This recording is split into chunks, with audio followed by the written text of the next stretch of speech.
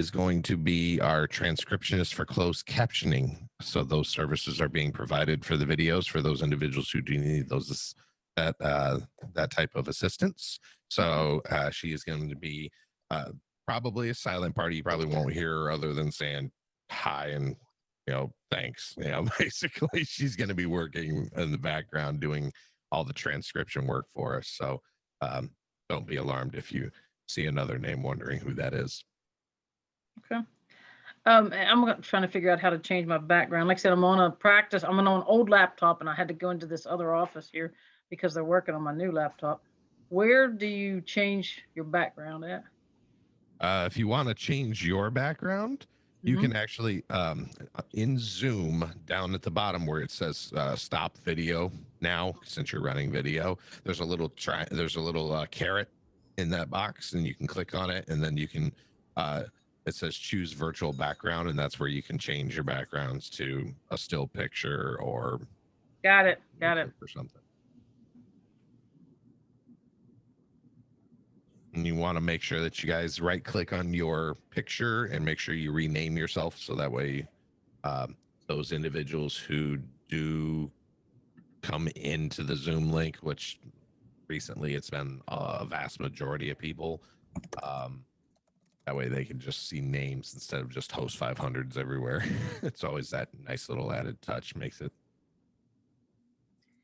Okay, I got it. I don't have, it says virtual background, but I don't have a virtual background because when it says to choose a virtual background, it says none.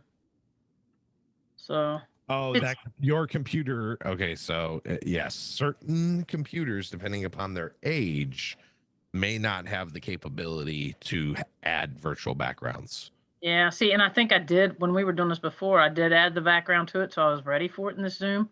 But that's not the computer I'm using. So okay. Yeah, so it's certain. We have the same thing at ECS. We have 2 users who have computers that can't use virtual backgrounds, and they were kind of upset. They were kind of heartbroken. Like, trust me, I don't use. My camera is going to be off. Like I said, normally the way that we do this is I turn myself. Gade will be doing it too, and for the most part, so will Brenda, unless she's presenting any data. We'll all have our cameras off because we're kind of like the behind the scenes workers. The focus is on you guys and what you guys are presenting. So we'll have our cameras off. You can still talk to us, and we can respond, and we can type and all that fun jazz. Yeah, you won't see us at all. Once I say, okay, I'm turning off my video, and then I'll say, all right, here we go. And then I'll hit broadcast. You'll see it'll green. It'll go green at the top and say that you're live. And then you can, hi guys, welcome to, this is whatever, blah, blah, blah, blah, blah, blah, blah, go about your session, Okay. Okay. But I'm worried now that Andy's not in here. So I'm wondering if there's a problem. Somebody just joined. Somebody just joined. Yeah, it might be Andy right there. Mitch, I will do a quick intro. I will try not to take too long, but I need to go over a few things, and then I'll turn it over to you.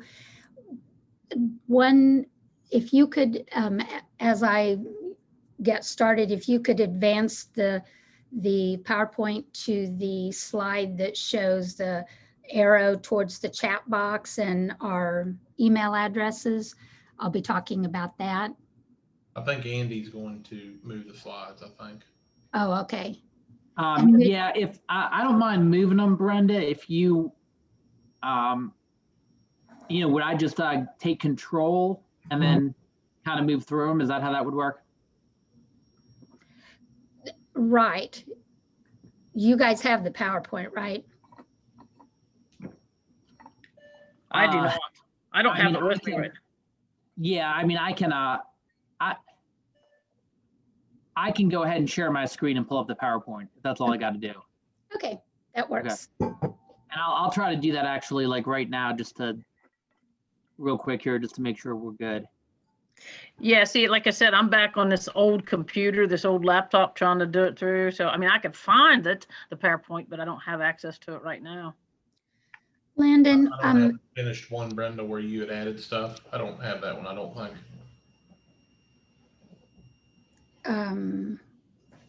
Okay. Maybe it's in that, maybe, is it in the email that you had sent? Uh-huh.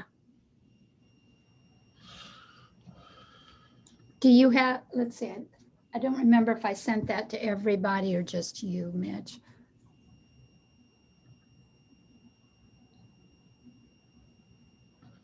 Okay, I sent it to everybody.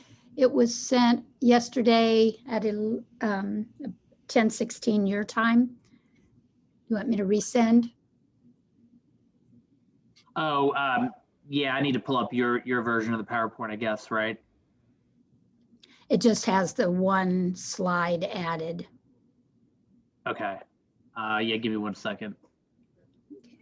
Shoot. Were you guys seeing my screen when I shared it though? Yes. Okay. Landon, will people see the results of the polls as they vote, or is there something I need to do?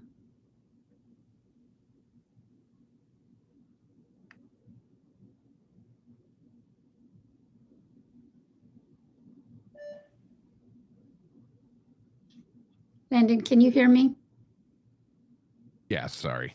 Oh, okay, sorry. Yeah, I didn't- no, I was messing with my my audio settings, trying to make sure I had everything turned off for when I tested everything.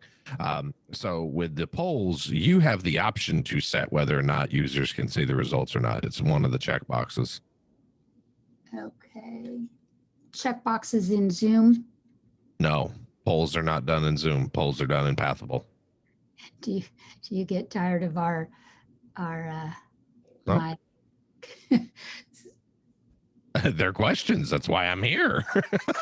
okay. Yeah, all polls are done through Pathable. Nothing is being done through Zoom at all. Nothing. The only thing that's being done through Zoom is you sharing your screen. That's it. Okay, so the box that only speakers can view poll results isn't, I have not checked that, so everybody should be able to see results. Correct. Cool. That's what we like. Yep. So you guys, I'm going to introduce the poll. I'm going to mention it and have people vote, and then you'll be able to see where people, what kind of setting they're working in.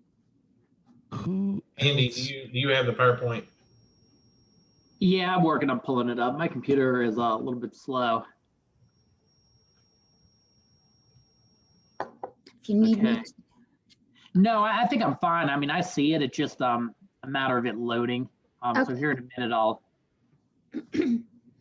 Yeah, it just says my PowerPoint's not responding. I got to give it a minute.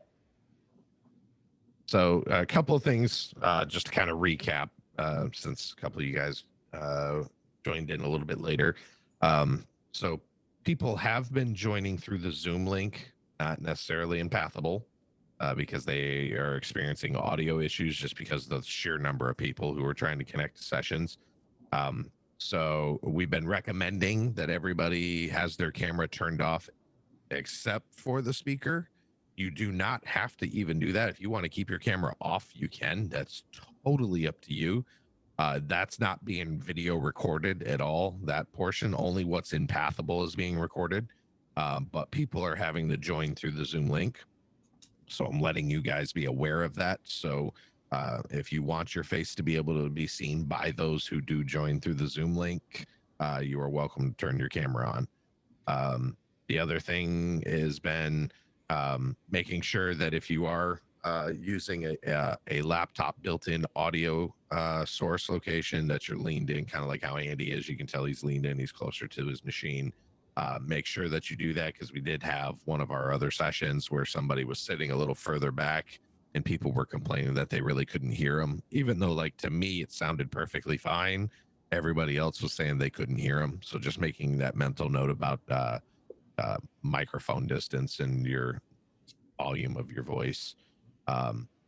Also, we are not live until I hit the button. So I have a broadcast button up at the top. You guys see like a start webinar meeting or something like that. When I hit it, I will let you know. I'll say, here we go. And then I'll click the button. You'll see it go green. That means we are live and we are broadcasting. And then that's when we'll be fielding all of our issues through our chats and stuff like that. You guys don't have to really worry about looking at Pathable Chat, Zoom chat, really, unless you want to just send a message to us, individually.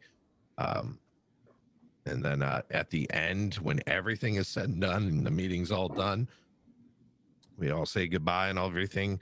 I'm the last one to leave the meeting, so you don't have to worry about doing anything. You guys can just leave meeting because I have the meeting host. So I will make sure everybody is out before I hit stop broadcast. So just be advised when you say, hey, all right, guys, we're done. Bye. And you say bye, that doesn't mean the meeting's over. They can still hear you afterwards until everybody is gone. So there's not like a formal let's hang out and chit chat kind of thing. We had that issue the other day. Some people were kind of chit chatting afterwards and they were like, hey guys, we can still hear you. Oh, okay. So Yeah, that's a good thing to tell this group because we probably start being very inappropriate. So. yeah, we experienced a bunch of audio issues and stuff like that. We've had people that needed to be called in by telephone who were presenters because their presentation was fine, but they didn't have the bandwidth to be able to handle the audio. So people were on phones talking while they were using their slides. So we've had a bunch of issues with stuff like that we had to try to overcome in the last few days, just because we had a lot more people signed up for the virtual aspects than actually attend in person. And that's obviously a financial thing. It's cheaper to pay the, $50 or whatever to attend a virtual session versus flights, hotels, travel, all that. It's a lot more costly. So we've been averaging, depending upon the room, 600 to 800 people per webinar session. I counted our attendees, and I think it was about 220 some. So there you go. A little smaller, so you guys get a little more intimacy. That's right. Can you hear me okay, Landon? Oh yeah. All you guys are totally fine. I was just putting it out there that hey, these were the things that we encountered. These were the big. You're gonna see, Brenda, you're doing the facilitator man. You're doing facility stuff on this one, right? Yep. Yeah. You'll see in chat, people are gonna ask, where's the link to this PowerPoint? Where's the link? And you tell them it's in the files. Oh, it's not working, and people are having to post alternate links and stuff like that. But for the most part, you're gonna see, hey, is my audio not working? Don't worry about that. I have a pre-done up little spiel here that's on this. I see the camera. Okay. Yep. That thing I just pulled up. I have a little spiel that I'll paste in there saying, hey, if you're having audio issues, do this. So that way we don't have to worry about it. Hey, Landon, at the top of my screen, it says practice mode only. Attendees cannot join until you broadcast. Do I need to do anything with that? Nope. That's me. Okay. Yep.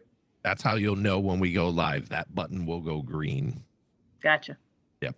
And I'll give you warning ahead of time. I'll tell you, hey, I'm turning off my camera. Hey, we got 60 seconds. Like right now we got 3 minutes. And then I'll say, here we go. Literally, that'll be the words I use. Here we go. And I'll hit the button and then it'll go green. I'll immediately mute my mic and all you, got it. I can give you, I've been on my own giving verbal cues in the Zoom chat. I would type in there, hey, you have 30 minutes. Hey, you have 10 minutes, just out of courtesy, just to let you know where you're sitting at. And so if you see that, if you happen to have that open and you see that, that'll be kind of like your visual verbal cue of time. I won't cut you off at the end of the time limit. When we hit the time and everything's good, we can just say, hey, that's all we're good and see you later. Bye-bye. All that fun jazz. So some of the other individuals have been like hard cutting people off. And it's like, no, there's a 15-minute, little lapse window there, or a 10-minute lapse window to allow that taper off. So yeah, I'm setting a timer now. So I'm trying to share the presentation. You guys seeing it? yeah, strand one. Yes. Okay. Do I need to do anything to make this shareable and passable, or if I'm just sharing my screen, are we good? Just sharing your screen. That's all you need to do. Okay. And hey, Brenda, I have a pretty good idea as to like when Mitch might be finished. I mean, I feel like I can pick up on that cue. When you need me to go forward, I mean, I'm assuming that You can either have, they can either request control from you and you can give it, or you can advance the slide for them. It's up to you. What would you prefer, Brenda? And I will say I have 3 quick announcements, and you can advance the slide at that point. With that? Yep. Okay. And Andy, I'd rather you just do it. There you go. Yeah, that's what Mitch and I said. It might just be easier that we don't have issues with that. And They're just Yeah. afraid I'll screw it up. All And right, you guys, we got 1 minute. Mitch, you're going first, correct? Yeah. Okay, good. We're good. There you go. Andy, am I all the way at the end? the presentation. Yeah. Yeah, we put you at the end so that if you run long, we're good. Yeah, I gotcha. I thought so. We picked up on that. All right, guys, you guys ready? Mhm. Yep. All right. Here we go.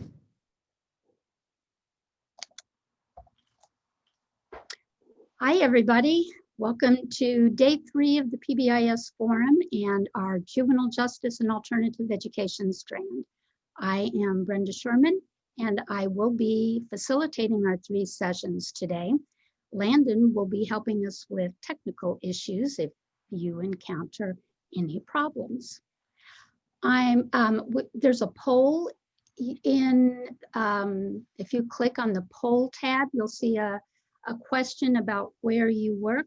Go ahead and respond to that. Click vote and then respond so we can see where you're from and what type of setting you're in. I'm so happy you're able to join us today. We have 8 excellent presenters, and I think you'll get a lot of good information and useful tools to help you in your PBIS work. I have just 3 quick announcements before we get started. First, as you probably are familiar by now, use the chat box for your comments and questions. And if you have tech issues, put them there and Landon will be on the job ready to help you.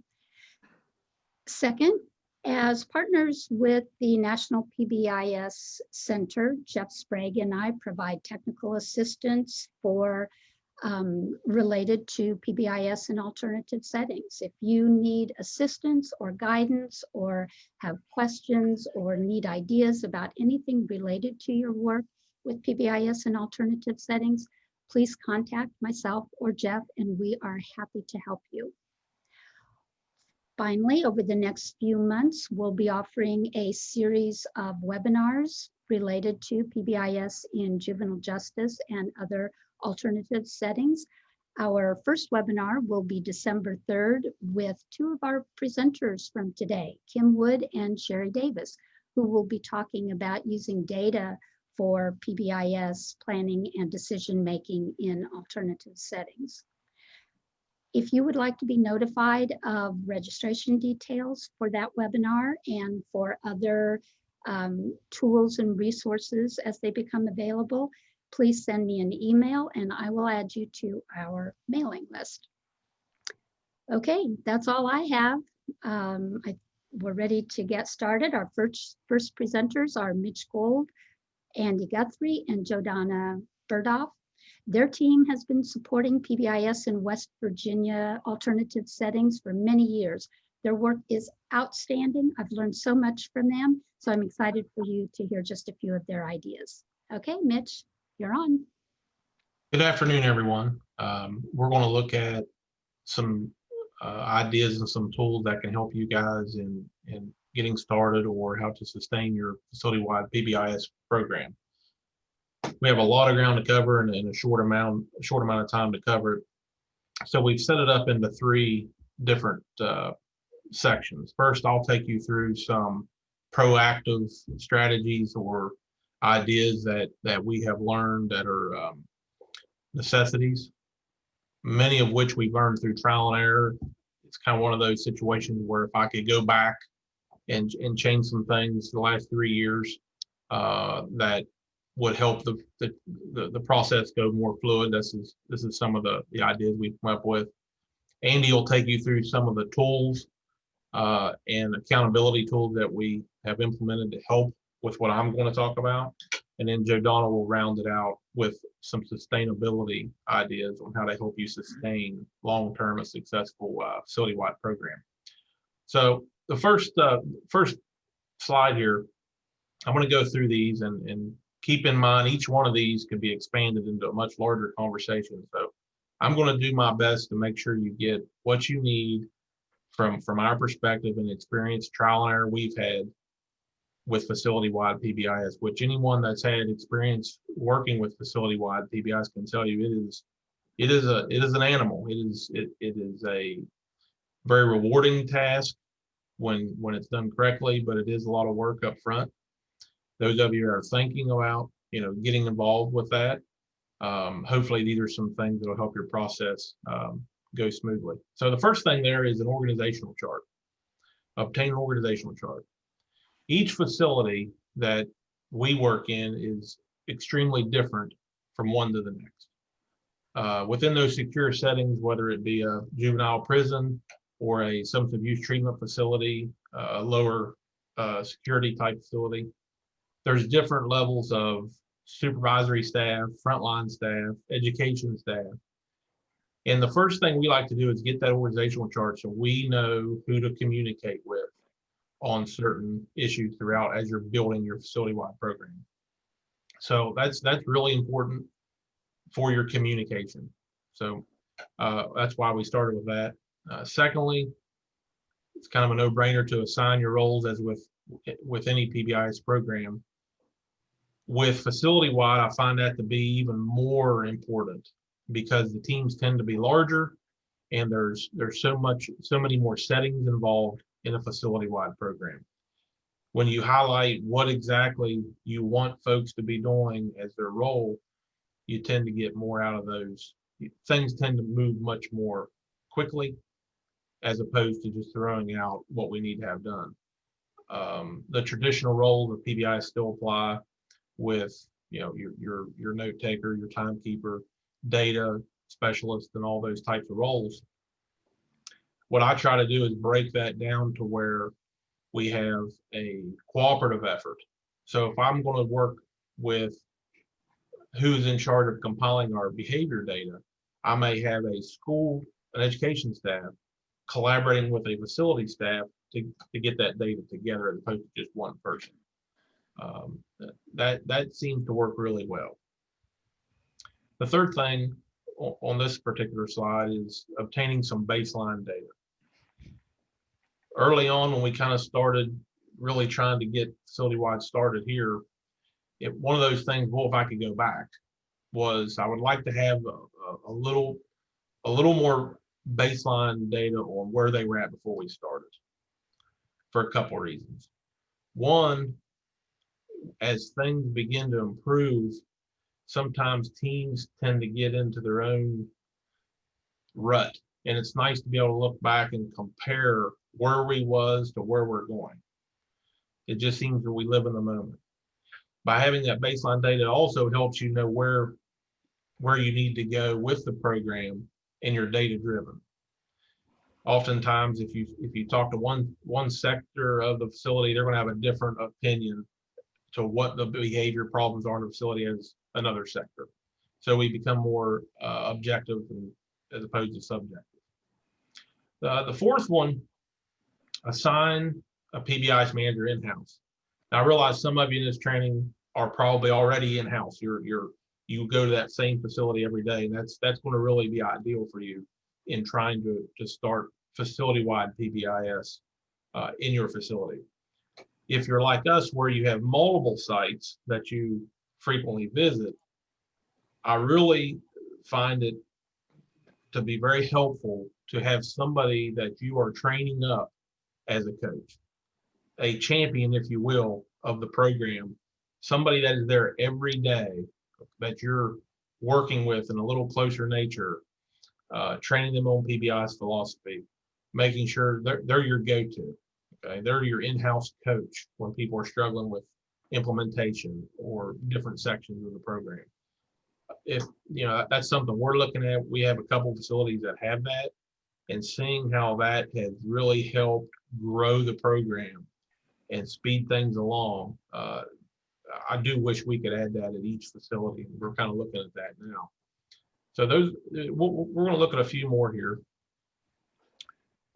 So right off the bat, and Andy will show you a form that we use to do this activity, is to make sure we're all in the same philosophical context with PBIS. As you know, I'm sure everyone in here that's from your facility, you have a lot of different philosophies, a lot of different things at play in different, but whether it's your security staff, your education staff. So we do what's called a wants and needs assessment. What's earned and what's given. And Andy will talk about that a little more in detail. But what I mean by that is we all agree that this is what we would like the students, the residents to be able to earn. And this is what they have access to that we're giving them. And the reason we started doing this activity is we would run into problems where the facility or school was more or less giving kids things that they didn't earn that were part of the PBIS program. Thus, almost as it was self-sabotage, if you will. So right off the bat, kind of getting an understanding of, this is what we're going to do going forward is really important. Just to give you a couple quick examples, not everything is going to be earned. One facility of mine in particular has Sunday dinner. That's what they call it, Sunday dinner, family dinner. You're not going to earn into family dinner. That's ridiculous. Everybody's going to attend family dinner. It's not part of your behavior stamps or anything like that. It's a matter of this is something we do. Whereas, okay, the extra basketball game that we're going to have after chores, that's something we're going to have that they earn. And we agree on that as a team. Okay, so this is a really important activity, I think, going forward. As you all get started, spend time with multiple layers of your facility. I think that is, I can't say this one enough, really, really important, particularly if you're someone like Joe, Donna, Andy, and myself, where you travel to so many different facilities that you're able to get in there and spend some time with the security staff, spend some time with the frontline staff, spend some time with the education staff, and observing and building. We talk a lot about building relationships with kids, and I'll tell you, it's crucial you build relationships with your teams and the people that you're trying to build facility-wide PBIS with. It will not work if you don't have it. Just what we have seen in the last 3 years. It's very important. I know that's not hard to do. I know that's we're all crunched for time and pulled in a bunch of different ways. But if you can find a way to do that, I assure you it'll pay dividends as you start to build your facility-wide program. The third on this slide is leaders have to lead. Right off the bat, I would recommend having thorough communication with the leadership at your facility and assuring that they're supportive of PBIS. They understand in starting a facility-wide program what that looks like, what their role would be. Really, really important, because what we see is sometimes folks, when you explain it to them, the buy-in is, well, yeah, we certainly want that. That sounds great for my kids and my facility. They need to understand there's a lot of follow-up needed. There's a lot of follow-up needed to successfully start, implement, and sustain a facility-wide program. In addition to your leadership meetings, I even employ you to have administrator meetings where it's a smaller meeting. In our setting, it would be myself, the principal, and the facility director would meet periodically, at least quarterly, to talk about the vision, the long game that we're trying to build with facility-wide PBIS. Buy-in surveys, something a lot of people in facility-wide use. Nothing wrong with them. I think they work fine to give you an idea on where is the facility at with wanting to start a facility-wide PBIS program. I've heard that a lot of numbers thrown around, well, you need 70% or you need 80%. In our experience, I've seen that number be less than that when we start, and we will continue to work through and try to build relationships with folks and we've had some success with that.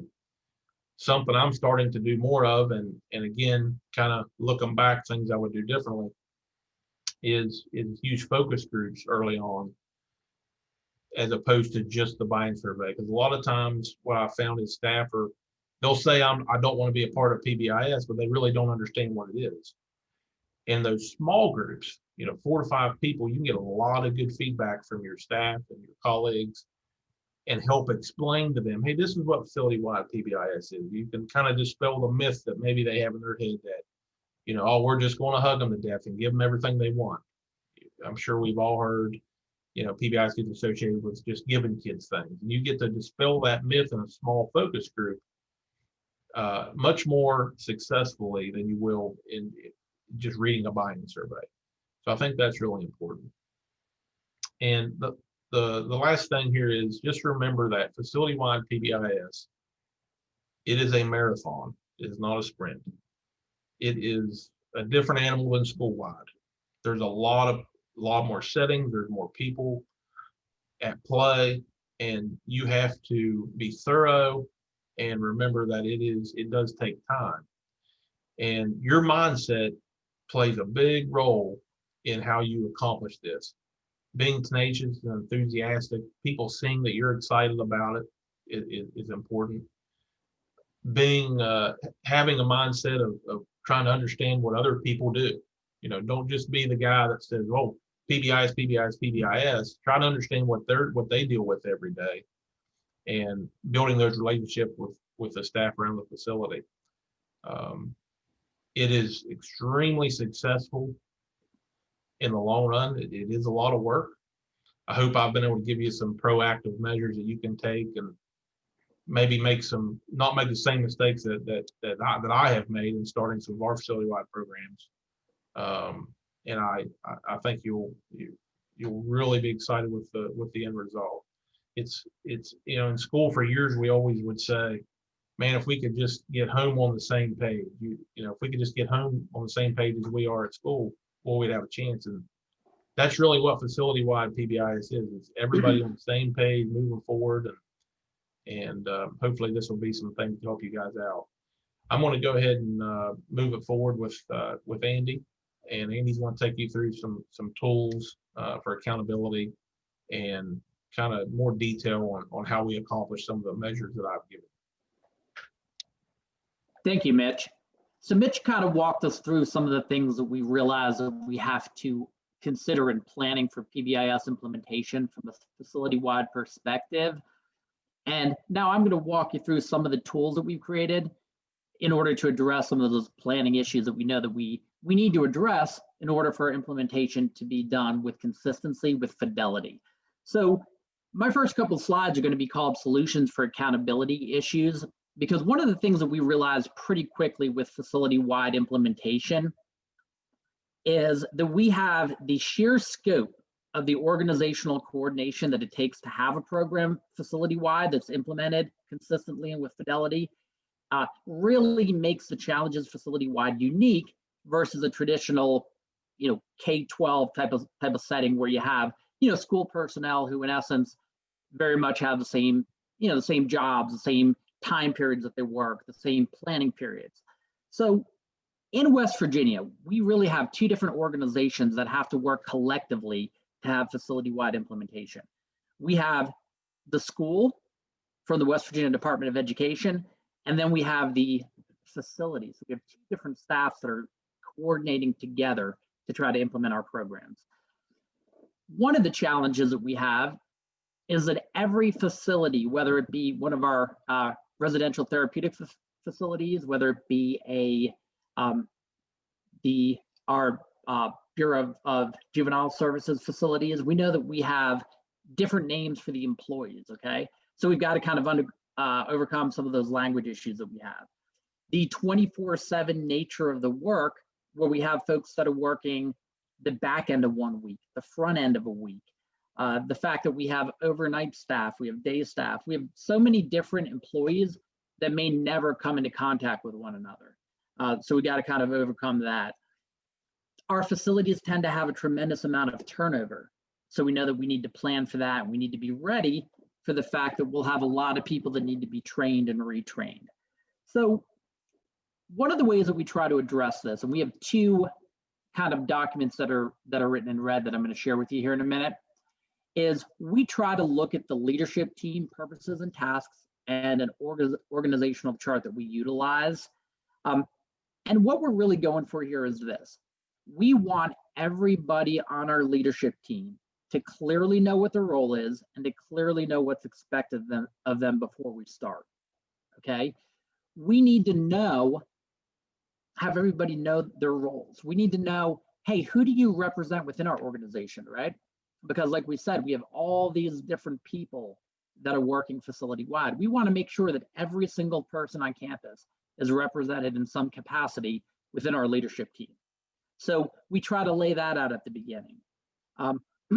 We try to make sure, and I will share this with you here in a second, when we look at this organizational chart, it's important to me that, when I try to address a certain part of the facility or the school, that I have whoever represents them on the leadership team, they're with me, to kind of help train and retrain. So, the big thing is that we want to make sure that our leadership team is bought in. We want to make sure that our leadership team understand what they need to do to help to successfully implement our PBIS program. So we try to lay that up front. And a big thing for us is we require administrators have to be present at the meetings, okay? We will not hold a meeting if we don't have, the school principal and the director from the facility. And one of the reasons that we do that is to ensure that any decision that we make within that meeting, has the validity, that we don't have to make decisions in that meeting that then later on we leave and an administrator says, I'm not sure that we can do that. So we ask for that kind of accountability. And we also understand by having the administrators there, it shows that the buy-in, right? If the administrators have buy-in, their staff will have buy-in. So we try to utilize some of these tools to make sure that we have a strong team, to make sure we have a team that understands what they're doing and what's expected of them. And so that we have organization to make sure that we don't have various parts of our campus, various stakeholders that are carrying out our PBIS programs that aren't truly represented and aren't truly in the know. So I'm going to share these documents with you, and I believe that they can be accessed through the files on Pathable. If not, you guys can reach out through email, and we can certainly share these. And the first one is the organizational chart. And I think this kind of speaks for itself. We try to lay out, myself as a PBIS coach in the middle, we've got the two administrators, the director, the principal up top, and then we just lay out, hey, who are our team members? And we leave a box underneath that says, who do you represent? And like I mentioned before, if I have a team member who represents, for example, the kitchen staff at our facility, right? And I know that we're having issues in the cafeteria or the dining hall with PBIS, with behaviors, with the way that we're carrying out our program. I will go and I will train, but I want to train with the individual that represents that team. And the reason being, I want to build capacity, number one, and number two, I want to make sure, I've never worked in the kitchen staff. I don't know what some of the challenges are. I haven't worked as an overnight in the cottages. I want somebody who's there that understands the nature of the job, that can answer those questions, that can help to plan. Perhaps there's something we planned from a PBIS implementation perspective that doesn't work for those folks, right? We want to make sure that we hear that, we're able to answer those questions. So we utilize the organizational chart. And this is our facility-wide PBIS leadership team roles and roster. And on this sheet, again, we clearly just lay out, hey, your role within this team as the administrator is the following. And I'm not going to read all these down to you guys, but you can see we lay out, here's what we expect of the administrator. And then to the right, we make sure that we fill out the names of the administrators and their contact information, okay? And everybody is going to have a copy of the sheet and clearly understand what their role is, what's expected of them. And this is a sheet that we're going to come back and we're going to reference periodically when roles change, periodically if if we're finding that we're having inconsistencies in our implementation. So these are just tools that we're going to lean on, constantly being updated because of staff turnover. But what we found is if we don't clearly lay the stuff out in the beginning with the complexity of the organizations, of 2 different organizations that we're working with, it doesn't take long before we have inconsistencies in implementation all across campus. Some of the other accountability issues that we know that we need to plan to overcome is the teaching and training of staff when it comes to the PBIS program. And one of the things that we talk about with the leadership team is we're always talking about implementing PBIS for the kids, right? We also know that when we're implementing a PBIS program and creating an organizational culture, which we're hoping to do through our PBIS program, that not only is it for the kids, but it's also for the adults, it's also for the staff, right? So we want to make sure that across campus, we've got everybody on the same page. And I know when it comes to school-wide PBIS, it's often said that you have to have 80% buy-in. We're finding that to be at a minimum of 80% buy-in and even higher to really, truly have an impactful program. So we know that we need to have everybody on campus knowledgeable about our PBIS program. Everybody on campus able to carry out and implement our PBIS program. So we try to set some things in place to make sure that we have everybody getting what they need to be productive within our implementation process. So we'll do things like the following. The leadership team that we mentioned earlier and the staff that they represent, they're responsible for consistently updating the group of people that they lead in the PBIS implementation. When we have, when new staff gets hired, PBIS is part of the orientation. There are, videos. We've laid out videos that explain the program, videos that show, PBIS and how to implement PBIS in different environments. We assign a mentor, a PBIS mentor for all the new hires. It's part of obviously the facility handbook. And obviously there are trainings at the beginning of the new hire process. A big portion of the training is on PBIS. We know that at some of our facilities, when we look at the different environments that we have, both physical and functional environments, at some of our facilities, we have over 70 different environments that we have different expectations for. We know that not everybody, we don't expect that staff is going to memorize 70 different environments, right? So because of that, we make sure that we have signs up all over campus, okay? You can't walk more than a couple feet without seeing a PBIS sign that lays out the guidelines for certain environments. We expect that our staff members that work in different environments will be the ones that train and teach the kids what's expected of that environment, right? So, one of the examples that I give, right, is if I'm learning to play golf, you guys aren't going to take me to a basketball court, right, and teach me how to play golf. That wouldn't make any sense, right? So why would we take kids and teach them the appropriate guidelines and expectations for transport? Why would we do that in a classroom, right? So we don't expect that our teachers are going to be the ones that train the kids in vehicle transport. You know what we expect? We expect the folks that are going to be transporting the kids to gather the kids up, to get them in the transport vehicles, and to go over the expectations then, right? And this is another way of continually training our staff and making sure that our staff has, the knowledge and skills necessary to carry out the PBIS program.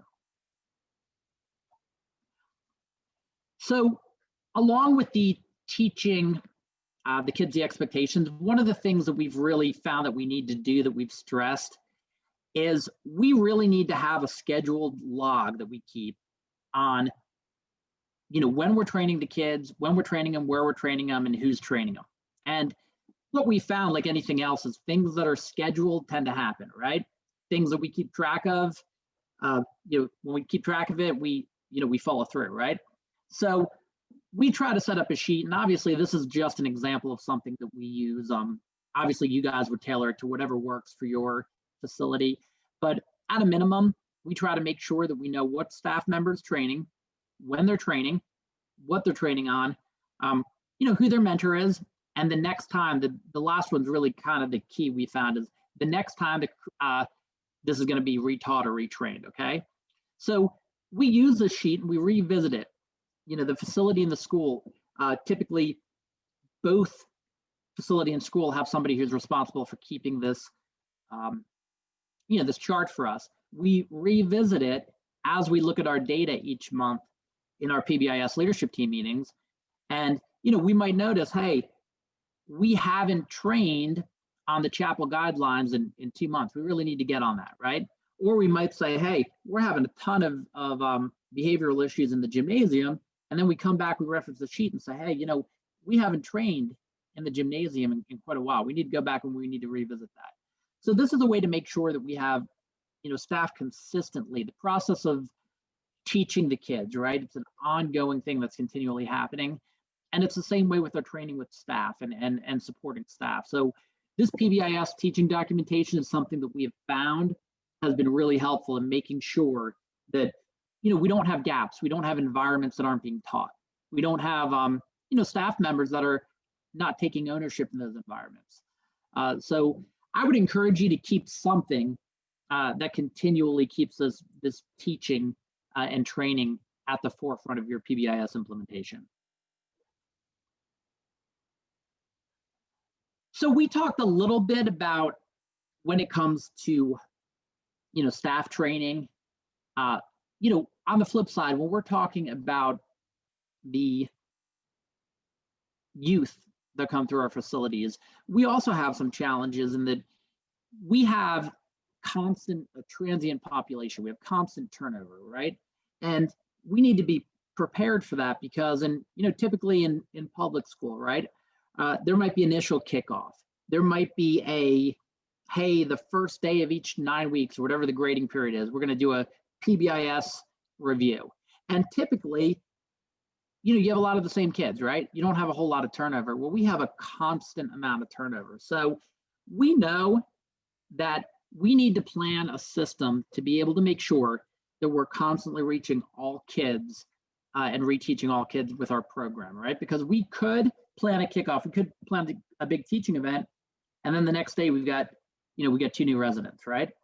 So this teaching of the students, we often say that, a lot of people get caught up in the acknowledgement portion of a PBIS program. The key is within the teaching, okay? So we make sure, similarly to what we did with staff, we make sure when it comes to the kids that we are constantly teaching and retraining. So for the kids, similar to the staff, when they come in during their orientation, they see the PBIS videos that we've created, okay? They go over on intake, right? We have lessons within the school and all over the facility at different times using that sheet that I shared a second ago. We actually have created Schoology units, our online learning management system that has these videos and that have these quizzes. And at a lot of facilities, in order for the kids to kind of enter into the PBIS program, they complete this module, right? That's the first step, is they complete the module, they get their acknowledgement points and they're into the PBIS system. We have some places where they've actually created youth PBIS leadership teams, okay?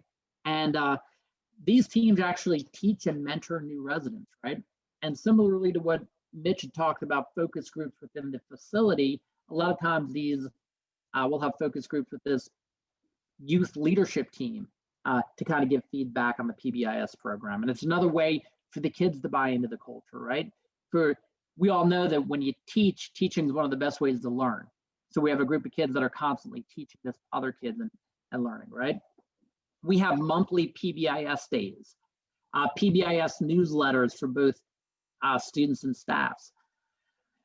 There's one facility that has an intramural team that travels around, and that team actually uses the PBIS logo and branding that facility and school came up with as our sports jerseys and logos. So we know the key is to keep this out front, to keep it visible, right? To constantly be teaching, to make it part of our culture and our everyday language. So we know that, this impacts our culture, right? And we need it to be, PBIS can't just be another thing. It can't be something that we do. It has to be part of who we are and how we do things, right? So along with that is the earned versus provided activity with staff that I'll share here in a second. And I know Mitch touched on this a little bit. The big thing about this particular activity is we just want to make sure that we're clear. And this can be really, really difficult, particularly at some of the residential therapeutic facilities. Our facilities do a wonderful job of providing enriching, rewarding activities for our, for the kids that come through our doors, right?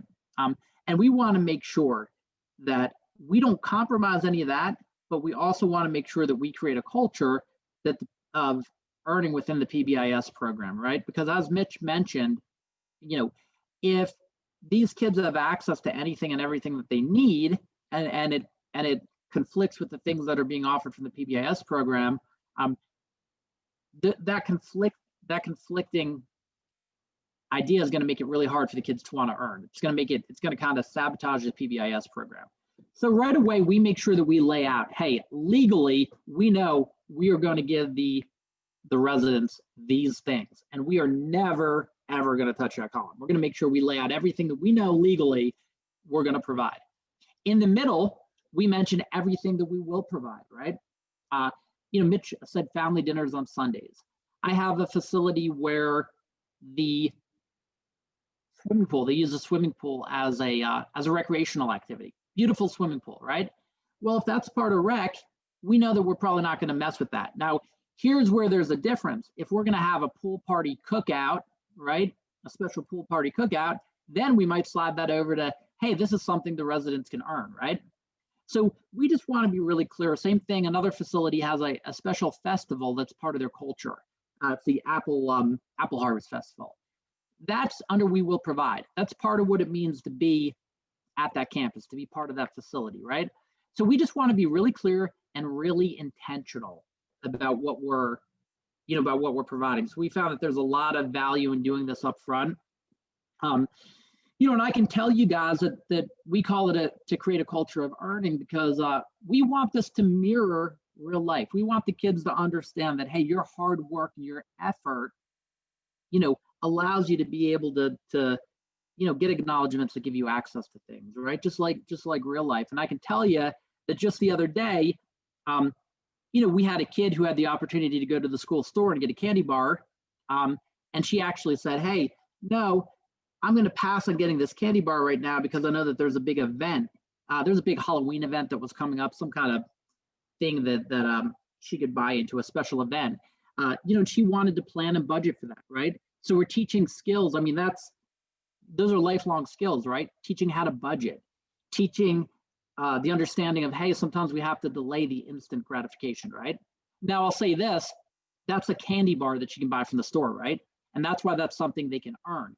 We're not saying, hey, you don't get the snack that we provide at Cottage each night, right? It's specific above and beyond things that can be earned. So we want to create that culture of earning. So a couple other documents I just wanted to touch on. The token economy task, again, it really comes back to accountability. We want to make sure that when we set out our economy, that we've got everything planned for. We know who's doing what, when's it have to happen, what are the backups? Like, we want to make sure we're very intentional with everything that we do, okay? Because it's really hard to coordinate this program facility-wide. So the token economy task is just an example of organizing that process. And the continuum of acknowledgement activities. The reason I wanted to share this one is we need to make sure, one of the things that we've kind of learned about our kids is our kids sometimes can be really good at losing things, right? And what we mean by that is, they can have 2, 3, 4 really good days, And then, maybe they have a bad day where they feel like, oh boy, the wheels have come off and I've lost, right? So we want to make sure that we're creating a continuum where our kids always have something that they're working for, always have something they can work toward. We want to make sure that, we're providing plenty of opportunities for the kids to earn, right? So we try to set up free and frequent things that should be happening consistently, right? And a lot of those things are relationship building. A lot of those things, we have a saying that says the interaction is the intervention, right? Those free and frequent things are things that we expect are happening every day nonstop, right? We have the intermittent things that we know kids can work for. And then we have the big, strong, and long-term events, okay? But the idea is we always want to have our kids. We talk at great length about building resiliency within our kids, right? Building strength within our kids. We always want them to have something that they're working towards, some hope. So we're really intentional in making sure we don't set up a system where we have, one acknowledgement they're shooting for. It becomes clear at some point that they're not going to be able to make that acknowledgement, and then they're stuck in a place where they have nothing to work for, okay? So I would encourage you guys to, have the cycle of a continuum of acknowledgements that you always have kids working for, kind of working towards something. So that's the end of my, some of the tools that I wanted to share. Jordana is going to pick up here and talk to you guys a little bit about, some of the things we're learning about sustainability. All right, Mitch and Andy, both of you, thank you very much.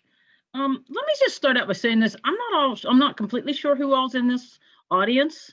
But if you're just, maybe you attended this and you're just starting out, and maybe sustainability is the last thing on your mind. You just want to get it started, or you just want to keep it going, for just I will tell you that, we started, and when I say started, introduced positive behavior support to the juvenile detention centers and the DHHR facilities in our division a little over 4 years and 2 months ago. 4 years and 2 months ago. We started out with one school, one detention center, and we are now to the point that we are doing sustainability. We are trying to figure out how to keep the fire going, how to keep it rolling. And so, if you're in that point where whether you're just starting and you're trying to think that, say, sustainability is a really far away idea, you gotta look at this in the way. And I talk to people about viewing a parade. You don't want to be the person viewing the parade from the street level and just watching what's in front of you. You want to be above, where you can see the beginning and the end, and you can see the end game. With every facility, you want to see where they're starting and where you want to get them. And I look at PBIS, just what we're doing with PBIS and what it means to our division from up there, what I wanted, where we started and where I want us to go. And again, all in that is sustainability. I think one of the things about it is meetings. Let me say this: if you don't plan for something, it won't happen. You can talk about it, you can be excited about it, you can whatever, but if you don't plan for it, it's not going to happen. The same thing with teaching. And so you want to start with your meetings. Let me tell you, I have teams that I have met pre-corona that I have met with once a month for the last 2.5 years. Okay. At some point you would think, oh my gosh. And these are teams that are maybe, 60, 70 miles away from us or farther drive. What I start seeing is, they start making their team, and maybe somebody got involved and says, I don't really like it. This is not really what I was intended to do. This is not what I wanted. This is not what I thought it was. So they don't come anymore. Well, then somebody else was just kind of glad that somebody asked them to be a part of a team. And then, but if it's not their passion, sooner or later, they're going to start, because meeting for, and to be quite honest with you, we usually have to meet an hour and a half to 2 hours. Okay. If you're not going to take 2 hours, even if it's just once a month, out of their busy schedule for something that's not important. So they may start up and then they drop off, and you've got to pay attention. That's why we always have sign in and sign out sheets. And we always, I review those and see who was, who was not coming. What was there a team member? Don't get me wrong, things happen, and sometimes people can't make it, especially when you have a team. That's the biggest difference I had to figure out was facility wide. Your team has to get a little bigger if you're going to have representation from everybody. So if you're going to have 12, 13 people there on your team, and things are going to happen. Not everybody's going to be there all the time. Like Andy or Mitch had talked about, the rule, we have to have the principals there. That was something that was taught to me from school-wide PBIS, from Don Kincaid, and from many others many, many years ago. And it does make sense. And it's the reason why, if you don't have the people there to make the decisions, then you're walking away and spinning your wheels. Second of all, it also shows buy-in and it shows importance, because everybody pays attention to what the administrators commit their time to. So now, don't get me wrong, they'll call and say, we can't be, the administrator can't be there. What do we need to do? And I said, well, we kind of need to cancel the meeting, and we need to reschedule the meeting. Typically they'll try you on that a couple times, and then when you do, you kind of call them on it and say, no, we're gonna, we'll reschedule. They get back to it, and they know. Having said that, though, I also will tell you, depending on what your position is within the team, our job is to get this to happen. Our job is to help the teams go as much as we can, as far as they can with PBIS, provide them with everything they need. So we are the ones that have to be inconvenienced, not the team. And what I mean by that is, you're looking at facility. When you're looking at facility wide, you're looking at people that need to have some part, some input on the team, either via their supervisor, their director, or whatever, but they have a 24/7 schedule. So, we were coming from the educational side, and we have this set schedule, 7:30 to 3:30, 8 to 4, whatever. We couldn't do that. We had to be able to say to the director and to the principal, we will meet when you can. We will work around your calendar. And I will tell you that we've had to do trainings on Saturday, because sometimes that's the only time that staff comes in, and we had to be willing to do that. I speak to that as for sustainability, because it's a part of the relationship building. And if you're going to have this sustain, you have to have a relationship with these people. And I think by making a relationship is be willing to say, I will be the one. Because I am one person. I don't have a caseload of students. I don't have a budget that has to be turned. I will be the one that works around you guys. I also think if you're going to maintain sustainability, you're going to have to figure out a very concrete way on how information is being shared. And sometimes you have to decide on what information is going to be shared. Be quite honest with you, I like being very transparent, and I would like, we take notes. We have that note taker, very important person. And you'll find out soon, if you don't have a good note taker, it can really, really affect your ability to implement.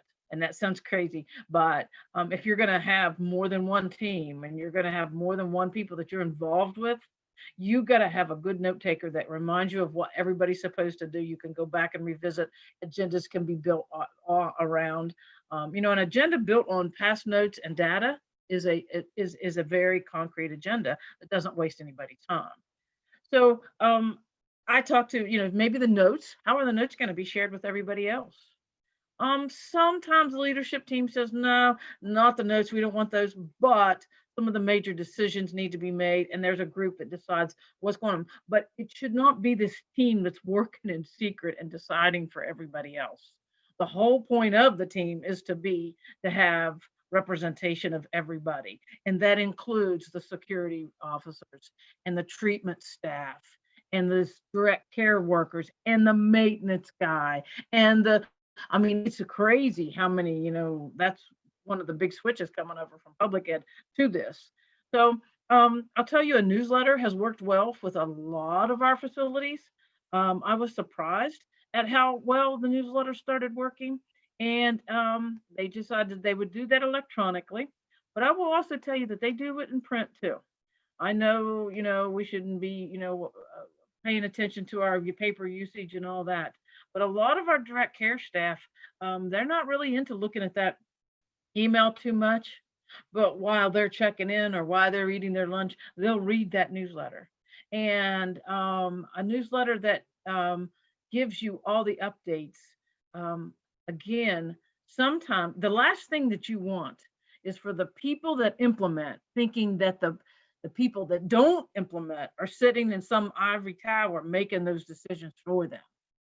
So one of the ways is to have this newsletter and information sharing and having these meetings and having people open. I will say, and sometimes if people stop attending, you need to find out why. I remember I was in a meeting one time, and pretty soon it was apparent that none of the direct care staff were working. Well, we were scheduling the meetings when they couldn't get coverage. Well, we had to change that. I mean, so again, I think your meetings, when people start canceling, when people want to start not showing up and those kind of things, that's time for you to do a big time gut check and say, okay, what's happening with my team here? What's going on? And try to remediate some of those issues. It has been tough during COVID. We've tried to do some virtual team meetings. That's been tough. I will tell you, it's tough in West Virginia. And Mitch was talking about just here a little ago, broadband. He was talking with us. Broadband is a big deal, and bandwidth.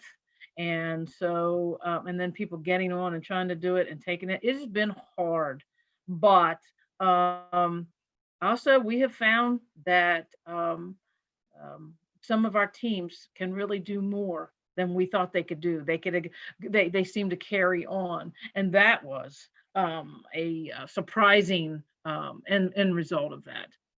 Feedback.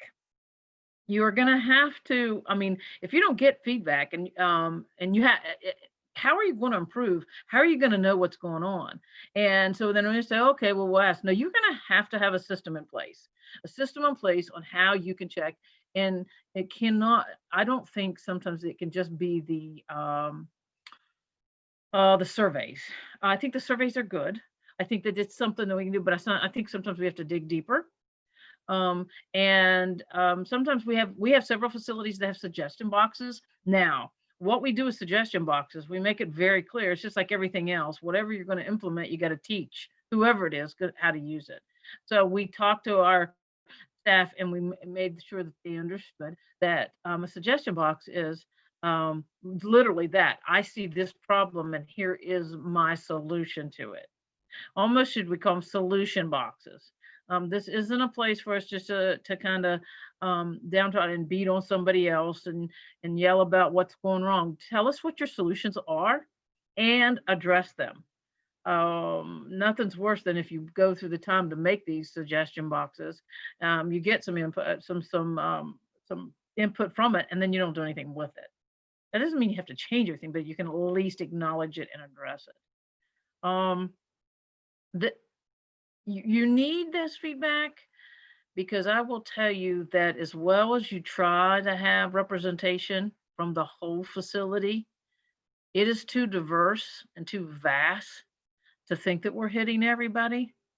And if we're going to sustain this for a while, we need to see what people are thinking. We need to, and there are people out there on the floor that are leaders with other adults. And if they have an idea about things, or they have a thought process that you're not addressing, it can eat away at a facility-wide system. And it's almost like a cancer, it'll just eat away. I noticed here when we were doing this, it seems like we review, it's like we're all three saying the same thing 3 different ways. And I thought about the reason for that is because the components of facility-wide PBIS of expectations and acknowledgements and teaching and data collection and all of that, those 4 things never change. Whether it's in initial implementation, tier 1, tier 2, tier 3, or sustainability. So when we say this teaching, you've got to have a permanent product. I'll tell you, people have a hard time with this. They don't want to come up with those permanent products. But again, going back to the turnover of the students coming in now, I'm going to tell you too, we have a lot of turnover in staff. if you don't have some permanent teaching products, videos, PowerPoint presentations, the passports, there's no way that you can stay consistent. And if you've been doing facility-wide for any amount of time, you'll realize that that is some of our biggest problems. That's a real kicker, because really, if you look at facility-wide, what it can do is create that consistency for the whole facility. But I will tell you that if every new employee comes in and doesn't get taught exactly the same way on how we're supposed to walk down the hall, I will tell you that morning shift will have them walking down one way, and weekend shift will have them evening shift will have them walking down another way. It has to be done. And we go as far as our staff, and Andy, I don't know if you talked about this a lot, but they will have to sign in. They've been taught these guidelines and expectations by who, and they realize that this is the way it has to be done. Everything from shower activity to how to enter the visitation room, or how to get on the van, how to leave the van, those kind of things. That has to, how you teach them, especially the staff, is very, very important, and it will maintain sustainability. So I think it's the only way to ensure fidelity. And one of the things that I think that kills sustainability is when we stop doing it with fidelity, when we start just cutting corners and making it just, the beauty of PBIS how individualized it is for each facility, and the fact that it has core components that we need to stay true to and will work if we do. Acknowledgements and rewards, that is very important in a lot of ways to sustainability, in the fact that I want to talk to you about the staff. And again, it seems like we don't want to get into that. There's a lot of roadblocks on how we're going to acknowledge staff. But I will tell you, in facility-wide, and I've done school-wide PBIS, I've done pre-K PBIS, I've done individual, I've done classroom. I will tell you that in my mind, in facility-wide, acknowledging the staff is probably more important than all of those others. Do I think everybody should feel acknowledged and we should do it? Yeah, that makes sense. But I will tell you that this seems to be consistently in our facilities, a group of people that are not getting acknowledged. And even when you bring it up, the administration gets nervous because they think they're going to create this jealousy, or they're going to create this animosity. And you know what? When that happens, when you have people that may get jealous, there's going to be an animosity over acknowledgements. That tells me you really have not worked with trying to acknowledge your staff and let them know what was going on. So I think you got to keep it fresh. It's just like everything else, even with the kids, but I think that's much more important than we know. Okay. Now the other thing that I think I would want to talk to you about is, I said this, and I looked at this, we put these slides together a good while ago, and I looked at this one and it says, remember, tier 1 will take a while. And actually that's wrong. Tier 1 never stops, right? I guess what I should say here is, remember, tier 1 will take a while until you get it to the point that it is running with fidelity at 80 to 85%, with all of, and doing your TFIs and doing, all the different tools that we have. So tier 1 runs the whole time. So don't get upset. Don't get rushed, because I'm going to tell you, the carrot for most of when it comes to our juvenile detention centers and things, they all want tier 2 and tier 3, right? Because they all believe that they have nothing but tier 2 and tier 3 kids. And so they got the worst, and they want to get to that immediately. What we talk about is, you can't go on to tier 2 until you're running tier 1, and we've run our TFIs and we've done our FATs and we've done it and looked at that, and it shows that we have the data to support that it's time to move on to tier 2.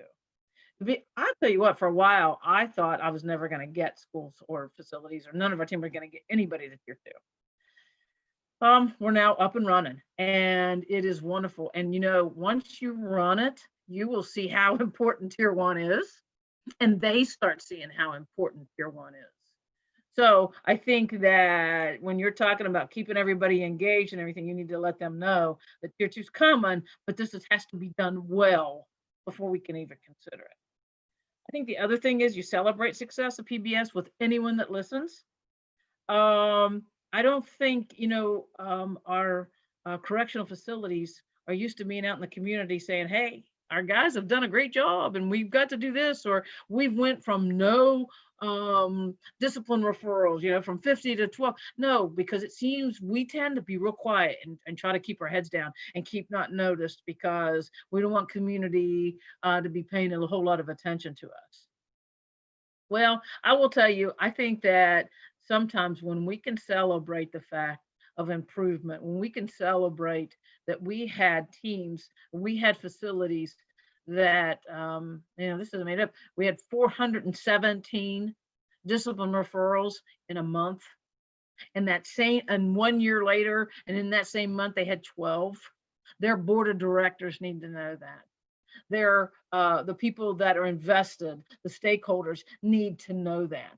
What's the point in doing this if we can't report out to people and let them know that the success we have? So I think that lends itself to sustainability too, to be able to toot your horn and say what's doing and what's happening. Because I also tell you, if you're in a community, if your facility's in a small community and it gets a bad name, it's hard to change that mindset.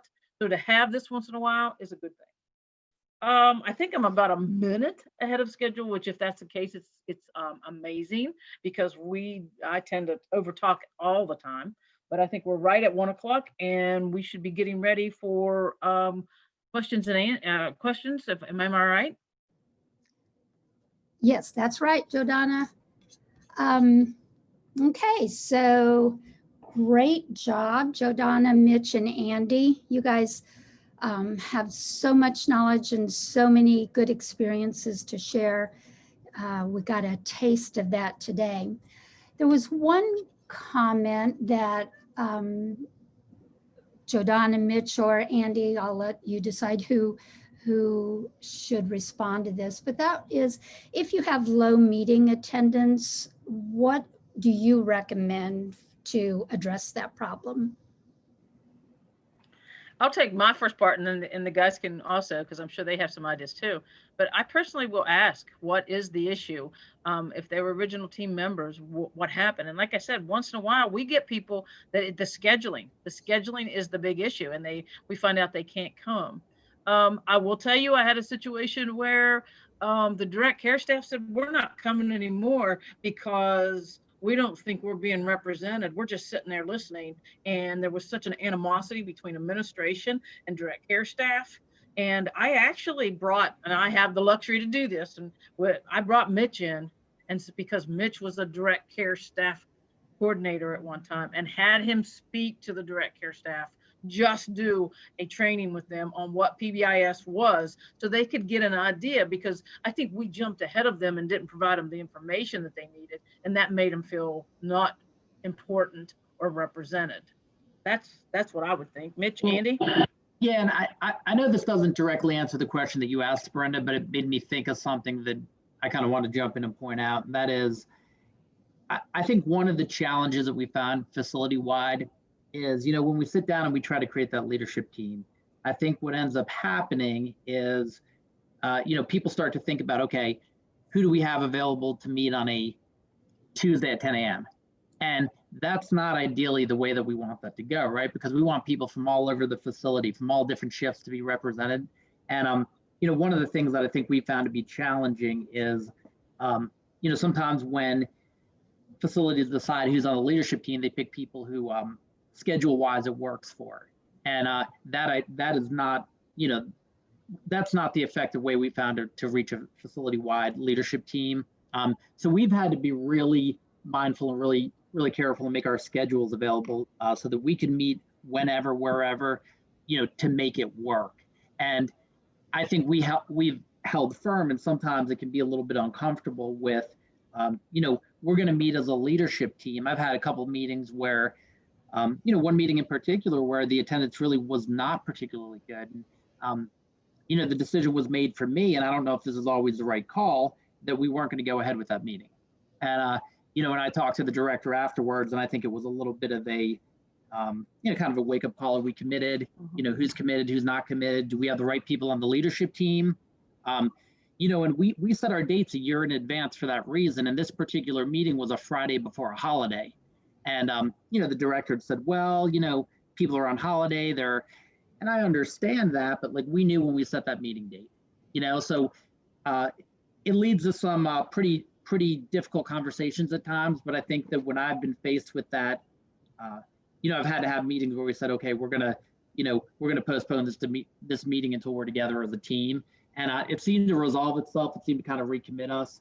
I don't know that that's always the right answer, but, you know, Mitch, I don't know if Giordano, if you have anything to weigh in on. I mean, I think you guys summed it up pretty well. There's just so many factors at play. You have to have a curious mind as a PBIS, you know, mindset.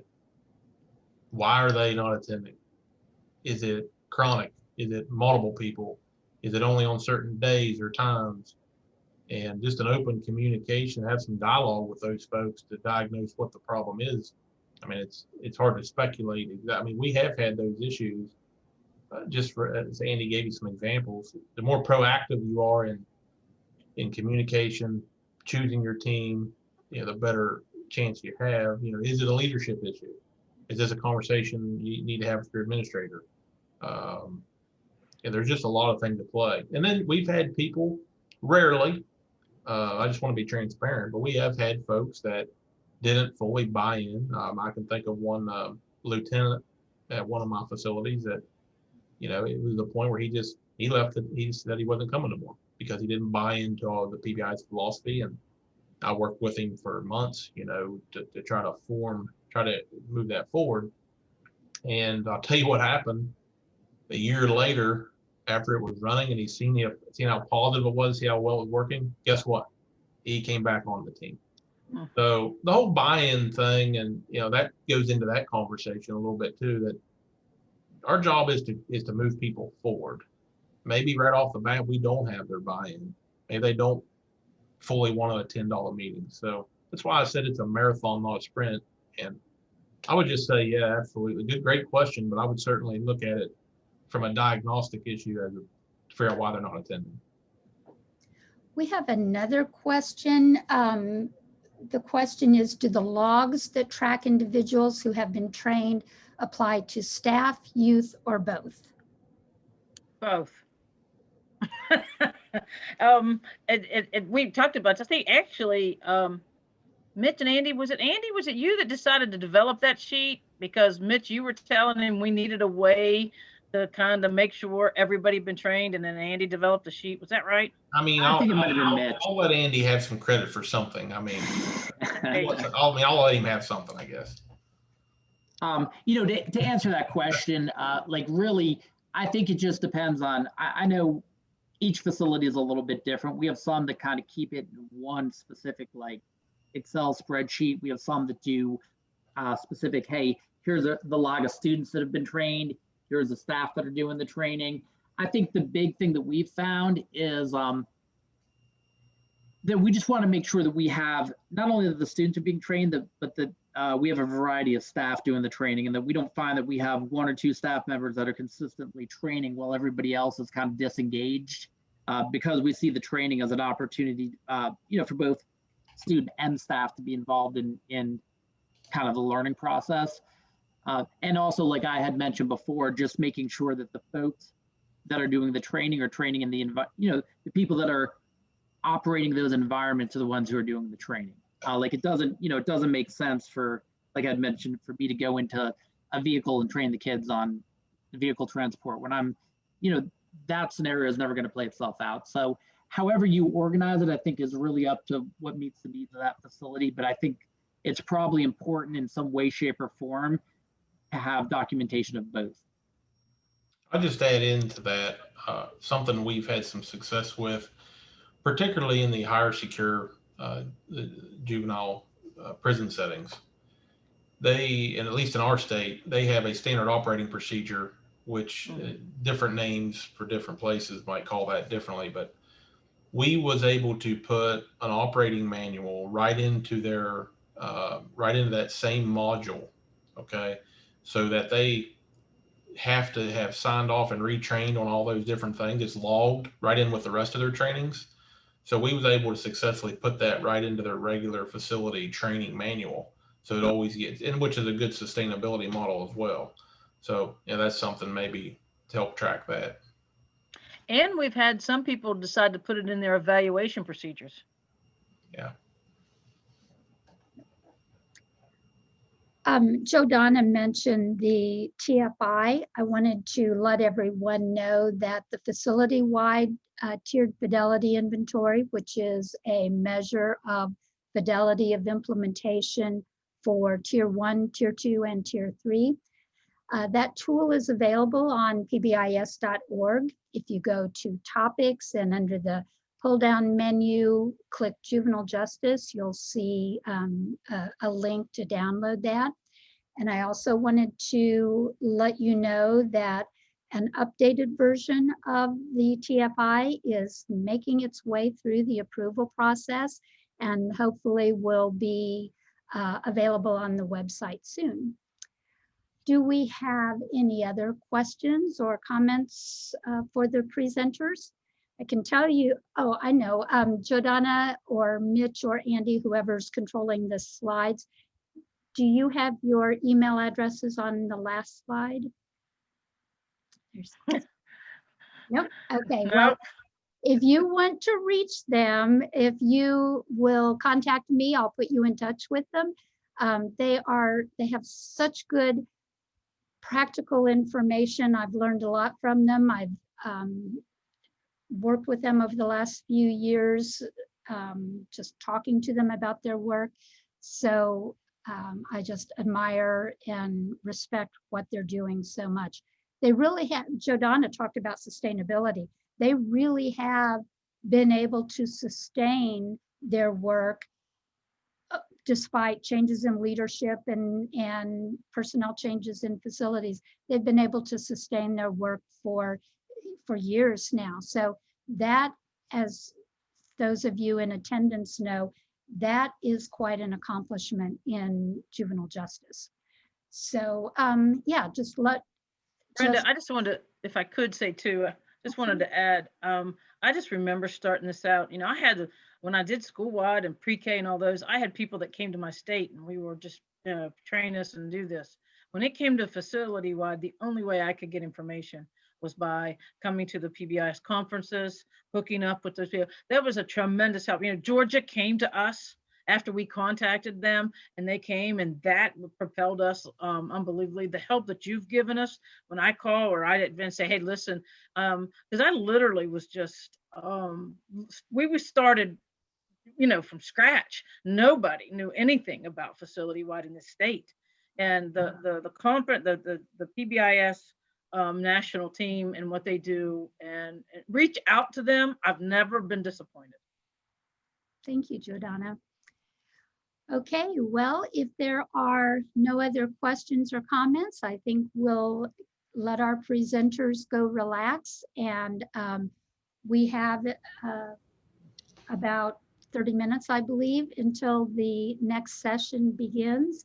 So Jordana, Mitch, and Andy, thank you so much for sharing your experiences. Thank you all for attending, and we will see you soon.